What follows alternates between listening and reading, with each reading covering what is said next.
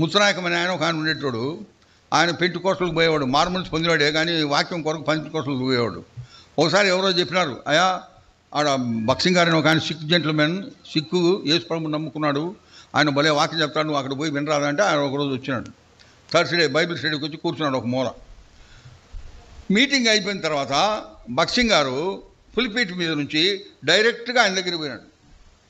నేరుగా ఆయన దగ్గర పోయి, I'm brother boxing, how about you అన్నాడు.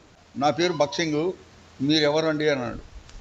ఆయనకైతే అసలు అప్పటికే క్లీన్ బౌల్డ్, విజేంద్రన్ ఆయన ఇంత పెద్ద సేవకుడు నా దగ్గరికి వచ్చినాడు అని చెప్పి, సార్ నేను మార్మల్స్ పొందినానండి, ఐఎమ్ బార్న్ అగైన్ అన్నాడు. ఓ ప్రైజ్ ది లార్డ్ అని చెప్పిన తర్వాత he called one brother, give him dinner and send him అన్నాడు. ఇంకా ఆయన వివశం అయిపోయినాడు. ఇంకా అప్పటి నుంచి హెబ్రోన్ వదల్లా. ఆ తర్వాత ఎంతో సేవ చేసినాడు. శ్యామనగర్లో ఎంతోమంది ఆయన సేవ ద్వారా మారుమనసు పొందినారు. ఆ తర్వాత ఎంతోమంది వచ్చేటప్పటికి ఆయన బక్సింగ్ గారి దగ్గరికి వచ్చి, బ్రదర్ ఎంతోమంది మారుమనసు పొందినారు, వాళ్ళకి పరిచయం కావాలా, దేవుని సేవకుని పంపించానంటే, నువ్వే సేవకుడు అన్నాడు, నువ్వే చూసుకో అసెంబ్లీ అన్నాడు. అప్పటి నుంచి చనిపోయేంత వరకు ఈ serve as god servant. He was an officer in AG office, accountant general ఆఫీస్లో ఆఫీసర్ ఆయన.